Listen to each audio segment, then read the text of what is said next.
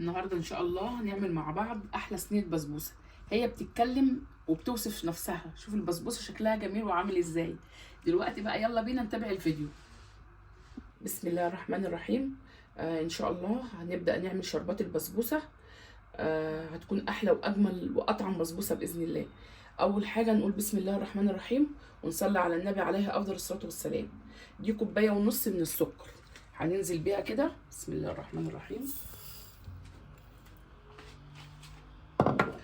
وعليها كوبايه ونص من الميه. ادي الميه. بسم الله الرحمن الرحيم. وهننزل بنص كوبايه اهو. والكوبايه اللي بنعاير بيها كل المقادير بتبقى كوبايه واحده. وادي نص كوبايه الميه. وهننزل بعصره نص ليمونه. تمام كده، مفيش اكتر من كده. وهنرفع الشربات على النار. دلوقتي زي ما انتم شايفين كده الشربات ابتدى يغلي. شربات البسبوسه بيبقى خفيف سخن. هنسيبه لمده 5 دقايق ونطفي عليه وبدون ما نقلب. انا ما قلبتش خالص، انا رفعته على النار وما قلبتش نهائي. تمام. بعد ما نطفي عليه هنحط عليه معلقه سمنه فقط ومش هنحط اي حاجه تاني، لان معلقه السمنه بتدي لمعه للبسبوسه وبتخلي طعم الشربات جميل. تمام. ودلوقتي بقى نقول بسم الله الرحمن الرحيم ونبدا نعمل الخليط اللي هو هنحطه على البسبوسه. هنجيب دي كوبايه الا ربع لبن، كوبايه الا ربع سكر، كوبايه الا ربع سمنه. تمام. ودي معلقه عسل الجلوكوز. هننزل اول حاجه نقول بسم الله الرحمن الرحيم بالكوبايه الا ربع لبن كده.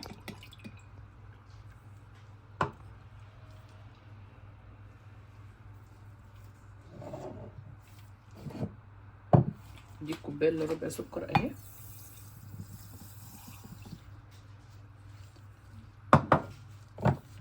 دي المعلقه الكبيره اللي هو ايه عسل الجلوكوز. ولو ما فيش عسل جلوكوز ممكن تحطي معلقه عسل نحل.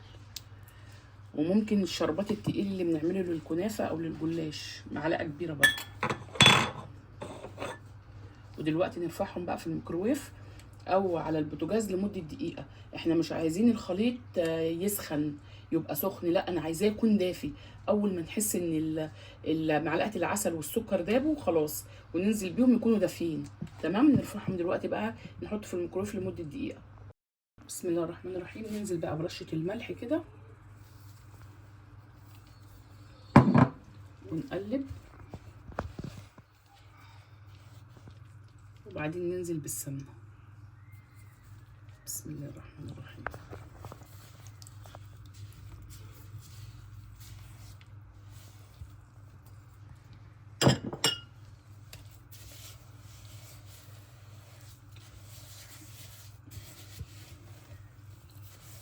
اول ما نحس ان حبات السميد اتغلفت بالسمنه نوقف تقليب، لان البسبوسه ما بتحبش التقليب كتير فيها. وفي نفس الوقت نخلي بالنا ان هي تبقى كلها اتغلفت بالسمنه.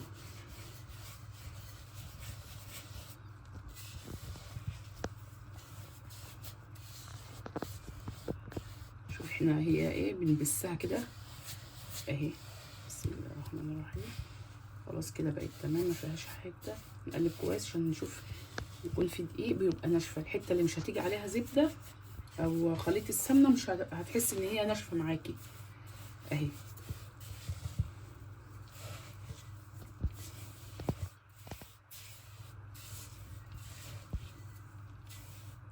بس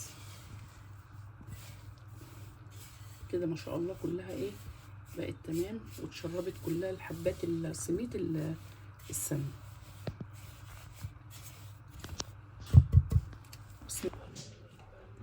ودلوقتي ده الخليط بتاع الحليب والسكر ومعلقه الجلوكوز. بص ده ازاي. لازم نتاكد كويس جدا ان هو داب كده. ودلوقتي هو دافي جدا زي دمعه العين كده. لو حطيناه سخن بعد ما عشان تدوبوا معلقه العسل الجلوكوز والسكر هيعجن البسبوسه. البسبوسه هتبقى معجنه ومش حلوه خالص. فلازم يبقى دافي خالص كده ونتاكد ان هو مفيش فيه اي سكر ولا فيه اي حاجه زي ما انتم شايفين كده. ودلوقتي بقى ننزل بيه على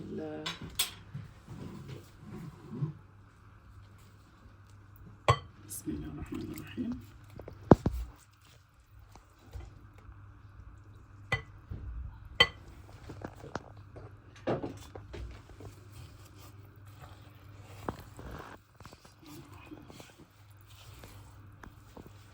برضو اول نحس ان حبات السميد اتشربت الخليط هنوقف تقليب علشان البسبوسه ما تنشفش مننا.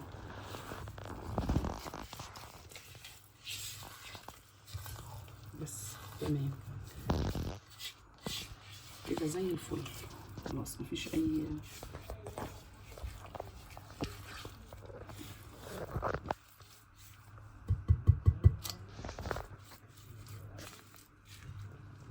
نجيب بقى الصينيه بتاعتنا ندهنها بالزبده تكون طالعه من التلاجة او بسمنه تكون طالعه من التلاجة.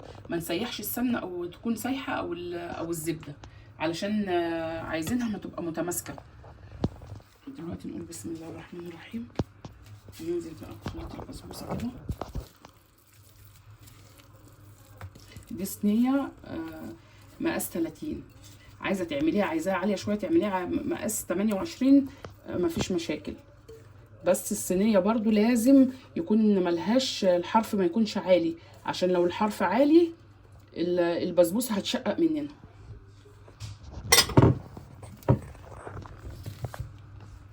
دلوقتي بسم الله زي ما انتم شايفين كده هي ولا تقيله ولا خفيفه، وعشان نساوي بقى وش البسبوسه وتبقى ناعمه معانا كويسه هنرص ايدينا ميه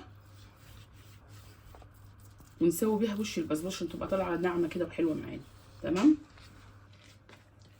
دلوقتي بقى صينيه البسبوسه هنخبطها خبطتين كده زي ما انتم شايفين وهندخلها الفرن. تمام.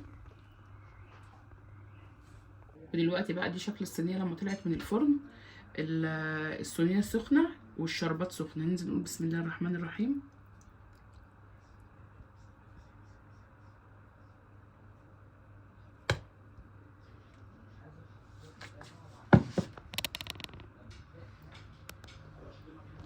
دلوقتي بقى هنجيب صينيه او ورق فويل ونغطي الصينيه ونسيبها لمده 5 دقايق. كل ما نسيبها يكون افضل، من 5 ل 10 دقايق سيبيها وبعد كده قطعيها بقى ونقدمها ان شاء الله. ودلوقتي بقى زي ما انتم شايفين كده البسبوسه ما شاء الله بعد ما طلعناها من الفرن وقطعناها زي ما انتم شايفين في منتهى الجمال والحلاوه. حتى هما ما استنوش اما اصور، يعني دقوها في منتهى الجمال. واللي يتابع معايا الخطوات اللي انا قلتها هيدعي لي على جمال البسبوسه وطعمتها. واللي يعجبه الفيديو لايك وشير وسبسكرايب للقناه علشان يوصلكم مني كل جديد. السلام عليكم ورحمه الله وبركاته.